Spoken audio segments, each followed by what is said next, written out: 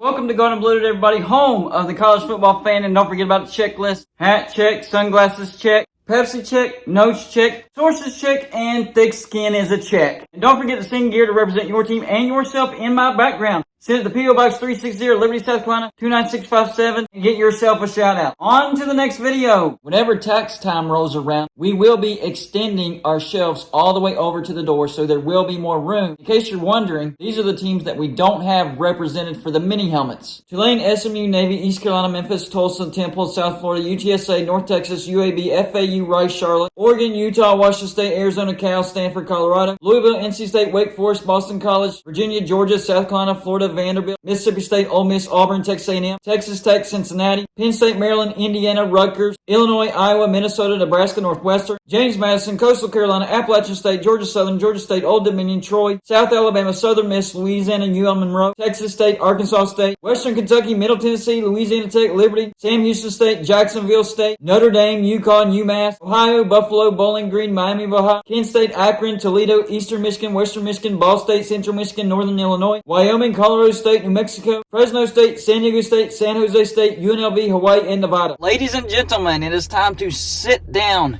brace yourself, and buckle up because you are entering the speculation zone. And yes, today will be a Get It Gang video. If you're not familiar with what the Get It Gang is, it's basically a name that I came up with for the group of people that leave video ideas in the comment section of my videos. So if you think you have a good video idea, leave it in the comment section of my videos and I just might use it. And on top of that, sometimes people leave comments not intending them to be video ideas, but I like the comments so much that I still use it for a video idea.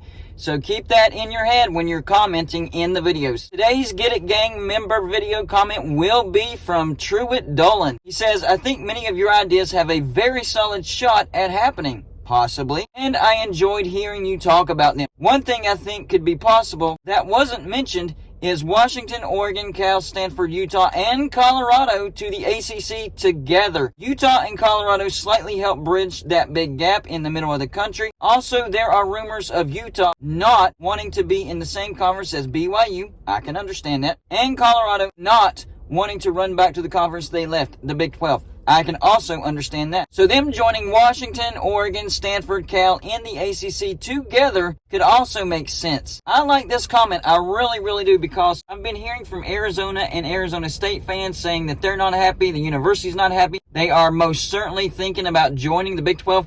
But I haven't heard from Utah fans. I haven't heard from Colorado fans. So you could be correct on that. Maybe the Big 12 can only pull half of the four corners, being Arizona and Arizona State, but that's still a win. But the long-term goal for Brett Yormark is to get that Pacific time zone, and the only way to do that is to grab either a Washington, Washington State, Oregon, Oregon State, Cal, Stanford, or go to the group of 5 conferences and grab either a Fresno State or a San Diego State, or grabbing Gonzaga in basketball. But I think he wants that Pacific time zone in football as well, so Gonzaga wouldn't do that. But this is about the ACC. There are 2 teams that I think you left out in this scenario that I think would be important. That would be Washington State and Oregon State. So this would be more like a straight-up merger. We would be talking about a 24-team ACC. Now, the question is, if this happened, what kind of TV deal negotiations would go on? Because those teams would not come at all if there's no renegotiations, because the ACC TV deal is already bad. You pull in 8 more teams or 10 more teams, and it's going to get even worse. And teams are going to want to bolt. However, you do boost the numbers, so the number of teams needed to vote down the grant of rights do go up, so it does help you with the numbers. But I don't think that these teams would come in with the current TV deal. So renegotiations would have to be promised. Ironclad, this is happening. You will get more money. And the rest of the teams in the ACC as well, so they don't vote this off before they add these other teams. So what could this look like as far as the conference as a whole?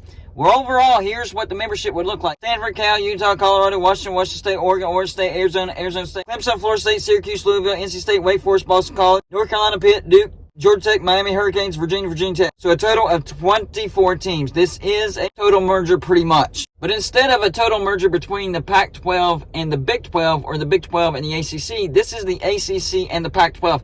And this was floating around out there for a little while, and then things fell apart. So this is worth revisiting. I will say that. So I have two scenarios, and I've already mentioned it with the Big 12 Pac-12 merger, and that is 6 pods of 4 teams or 4 pods of 6 teams. Now with the Big 12 Pac-12 merger, it was 20 teams. So it was either 5 pods of 4 teams or 4 pods of 5 teams. So it is slightly different. So in the scenario of 6 pods of 4 teams, we will go with that first. Now, this does get tricky because there is a gap between the West teams and the East teams, and there's one of these pods where the East teams and the West teams are going to have to do long distance traveling within the pod. So keep that in mind.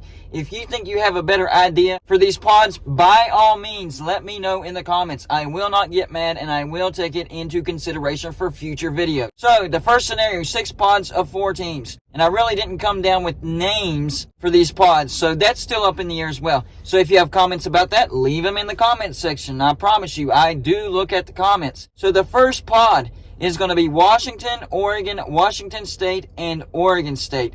So you're keeping the Washington rivalries and the Oregon rivalries together intact. They are guaranteed to play each other, and then they'll have to figure out the scheduling outside the pod. I think that makes the most sense. So the next pod of 4 teams will be Stanford, Cal, Utah, and Colorado. I think the travel makes sense. Utah and Colorado, they sort of enjoy playing each other. We know Stanford and Cal most definitely love to play each other. We've had some epic battles, including the crazy kickoff return where the band was on the field. So yes, I do think that would be a good pod. The next pod is Arizona, Arizona State, Virginia, and Virginia Tech. So the first mention of ACC teams. Sorry, Virginia fans. Yes, you would be going across the country for this. And sorry, Arizona fans, you also would be going across the country for these matchups. But the teams aren't that difficult. It's not like Arizona is flying across the country every year to play Clemson, or Clemson flying across the country every year to play Washington. These are doable matchups as far as tough games. Not that tough. I tried to take that into consideration as well. The next pod would be pretty much former Big East teams. Syracuse, Pitt, Boston College, and Louisville. I think that would be a great pod.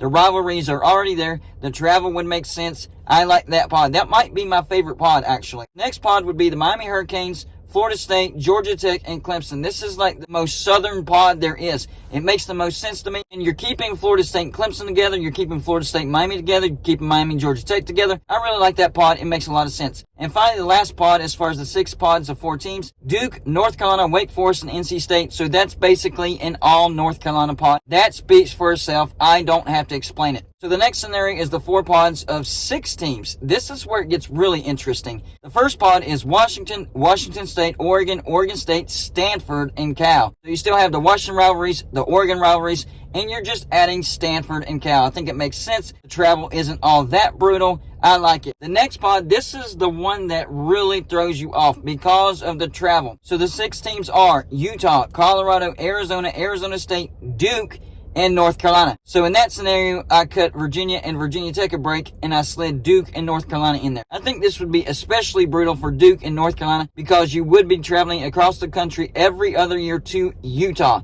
That's a tough game. They're very, very good at home. So that's really the only wonky pod that I see in this scenario. The next pod is the Miami Hurricanes, Florida State, Georgia Tech, Clemson, Wake Forest, and NC State. By the way, that pod that I just mentioned, you are keeping Arizona, Arizona State rivalry together and Duke and North Carolina rivalry together. So I do like it about that. You're keeping Miami and Florida State together. You're keeping Clemson and Florida State together. You're keeping Clemson and NC State together. And you're keeping Wake Forest and NC State. A bunch of rivalries in that particular pod. And finally, the last pod, once again, basically a Big East pod. Syracuse, Boston College, Pitt, Louisville, and you're adding Virginia and Virginia Tech. That makes a ton of sense. I tried to make sure to keep Virginia and Virginia Tech together, whether it was the 6 pods of 4 teams or the 4 pods of 6 teams. Either way, they are staying together. And if you're a Virginia or Virginia Tech fan, I already know which scenario you would prefer, and that would be the 4 pods of 6 teams. I gotcha. So could this happen? Absolutely. The Pac-12 looks like it is falling apart. SMU and San Diego State, from what I'm hearing, I don't know if it's absolute fact, but from what I'm hearing, SMU and San Diego State did not get the votes to get into the Pac-12, so I'm not sure if the Pac-12 will be adding SMU and San Diego State. I think this makes a lot of sense. I actually think this makes more sense than the Big 12 and the Pac-12 creating a merger. And I know the Big 12 and the Pac-12 are closer geographically, but as far as academics and even culture, I would say the Pac-12 and the ACC actually make the most sense. It's that one pod in both scenarios where East teams have to travel travel no matter what to West teams, and West teams, no matter what, have to travel to East teams. That's the only hiccup, but that's only one pod. All the other pods make sense. I think it would minimize travel except for that one pod. But you know what? Scheduling outside of that pod could actually make up for the cross-country trips within the pod. So something to think about. So y'all let me know in the comment section. Number one, do you think it's possible? Do you think that the ACC and the Pac-12 could merge? Remember, there were talks last year. Number two, which setup do you like the best? The 6 pods of 4 teams or the 4 pods of 6 teams? And finally, if there's any changes in any of those scenarios as far as the pods go, let me know in the comments section, and I might do a video on it later on in the month. That's all I got for this show. Like and subscribe if you haven't already, and I'll see you on my next show.